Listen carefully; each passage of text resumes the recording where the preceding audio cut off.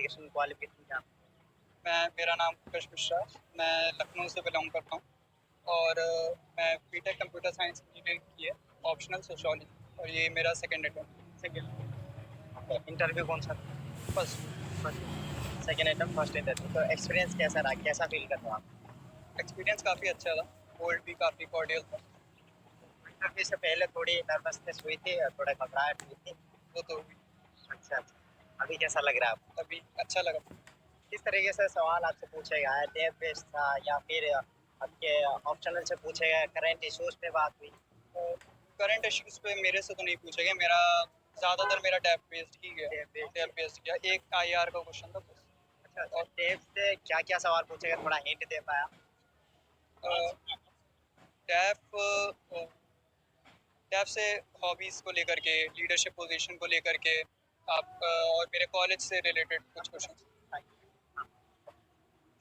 और कुछ कॉलेज से रिलेटेड कुछ कॉलेज क्वेश्चन। से। ओके, क्या बताएंगे आप, मतलब इस बार जो प्रीलिम्स आपने क्रैक किया है, तो जीएस पेपर 1 में कितने क्वेश्चन अटेम्प्ट किए थे और सी सेट में कितने? मैं ज़्यादा ही क्वेश्चन अटेम्प्ट करता था 90 के ऊपर, 90 से क्योंकि मेरा एक्यूरेसी रेट उतना अच्छा नहीं था, तो मैं मैथमेटिकली इसलिए ज़्यादा ही अटेम्प्ट करता था ताकि ऑफसेट हो जाए थोड़ा। और सी सेट में अब की बार सी सेट काफ़ी टफ आया था। मैंने अराउंड तब भी मैंने अराउंड 49-50 क्वेश्चन किए थे। ज़्यादातर मैंने कॉम्प्रिहेंशन। और उसके बाद जैसे कि आपने आंसर की के साथ जब मिलाया, कितने क्वेश्चंस करेक्ट हुए, क्या एक्यूरेसी? सी सेट में हाँ, सी सेट सी सेट में अराउंड 40 क्वेश्चन सही थे।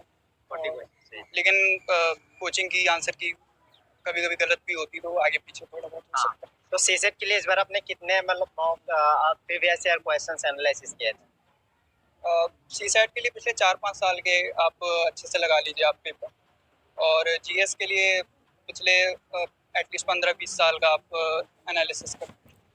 सी सेट के लिए कोई कोचिंग वगैरह आपने लिए थे? जैसे कि आपका भी ह्यूमैनिटी बैकग्राउंड है ना, तो कंप्यूटर साइंस। कंप्यूटर साइंस है। ओके, तो सी सेट में इस बार आपको कोई दिक्कत नहीं है? नहीं, दिक्कत तो आई थी। मैथ्स के क्वेश्चन काफ़ी टफ थे, लेकिन आपको एक सर्टेन वेटेज ही देना है। अगर आपको मैथ्स के क्वेश्चन टफ लग रहे हैं तो तुरंत छोड़ करके आप कॉम्प्रिहेंशन की तरफ मूव कर जाइए। वहाँ पे उसको बहुत ज़्यादा ईगो पे नहीं लेना है, या बहुत ज़्यादा उस पर एक हद से ऊपर टाइम नहीं स्पेंड करना है। और प्रिपरेशन में भी आपको ऐसा नहीं कि सिर्फ आप मैथ्स के भरोसे चले जाएँ या कॉम्प्रिहेंशन के भरोसे चले जाएँ। सब पे कुछ कुछ एटलीस्ट आइडिया होना चाहिए, ताकि सिंपल क्वेश्चंस आप कर। ओके, प्रीलिम से पहले मॉक टेस्ट आप कब से लगाना शुरू किए थे, और मॉक्स में कितने मार्क्स आपको आते थे प्रीलिम से पहले? और प्रीलिम से पहले वही 21 की लाइन में नंबर आते थे, और मेंस में भी मेरे कोई बहुत अच्छे नंबर नहीं आते थे, लेकिन ठीक था, मतलब एवरेज। वैसे आपने कब से शुरू की थी? हाँ, मैंने 4th ईयर से शुरू की थी अपने कॉलेज की। तो अभी जैसे कि स्टूडेंट्स मॉक्स लगा रहे होंगे, तो मॉक्स में कितने मार्क्स आने चाहिए ताकि उनको पता चले कि वो प्रीलिम्स निकल?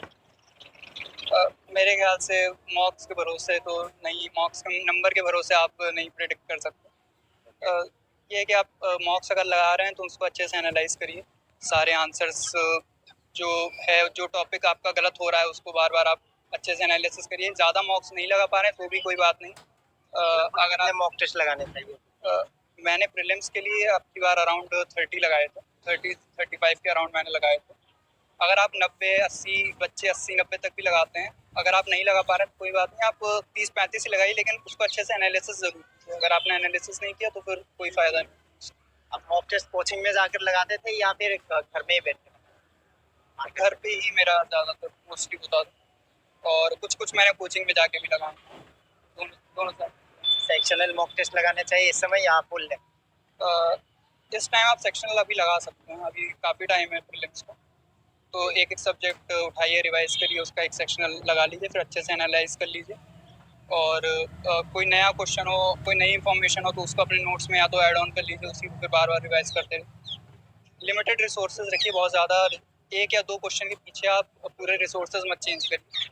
लिमिटेड रिसोर्सेज, और उसी पे पूरा भरोसा रख के आप अच्छे से करिए। जैसे कि अभी आपने मेंशन किया कि लिमिटेड रिसोर्सेस होने चाहिए, सभी टॉपर्स ये बोलते हैं कि सोर्सेस लिमिट रखो, है ना, लिमिटेड रखो। तो कैसे लिमिटेड रखे? क्या किसी एक सब्जेक्ट के लिए एक ही बुक पढ़ना चाहिए या फिर कैसे क्या था? मैंने तो मेरे पास ज़्यादा टाइम नहीं था, तो मैंने तो 1 या 2 बुक से ऊपर मैं नहीं गया। अच्छा, अच्छा। हाँ, और ऑप्शनल के लिए भी मैंने कोई ऐसे ख़ास बुक नहीं ली थी, तो कोचिंग के जो नोट्स थे उसी को मैंने अच्छे से पढ़ा। तो पेपर से पहले-पहले किसी एक बुक को आपने कितनी बार रिविज़न किया?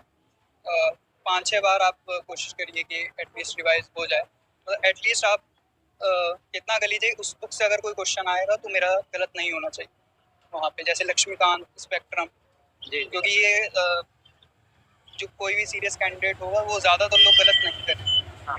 तो आपको भी यही कोशिश करनी है कि एटलीस्ट सिली मिस्टेक हो तो बहुत कम हो।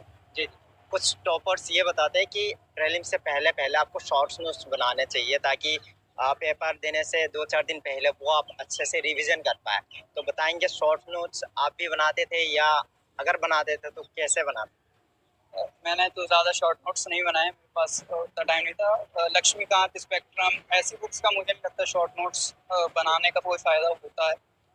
आप जैसे आपने अगर मॉक टेस्ट दिया है कोई प्रीलिम्स का, तो उसमें जो क्वेश्चंस गलत हुए हैं तो आप उसकी एक अलग से मैंने एक कॉपी बना ली और उसमें वहीं पे शॉर्ट में वो लिख लेता था उस टॉपिक के बारे में या फिर आप उसी को भी उसको भी रिवाइज़ आप करते रहिए। मेंस को लेकर के आप मैंने कुछ ऑनलाइन शॉर्ट नोट्स बनाए थे, जैसे डेटा हो गया, कोट्स हो गए कुछ-कुछ या एग्ज़ाम्पल्स हो गए या कुछ-कुछ जो डायरेक्टली दिए हुए टॉपिक्स हैं, इंटरनल सिक्योरिटी में या फिर फूड प्रोसेसिंग हो गया। तो इन सब के आप 1-1, 2-2 पेज के आप नोट्स बना लीजिए ऐसे। बाकी जैसे कोई अगर वाइडर है, इकोनॉमी हो गया, तो आप इसके शॉर्ट नोट्स एक लेवल से ऊपर आप नहीं बना सकते। तो मैंने फिर उनके नहीं।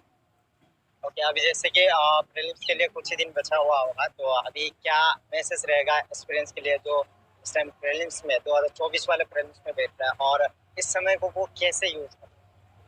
मेरे ख्याल से ज़्यादा से ज़्यादा रिविज़न और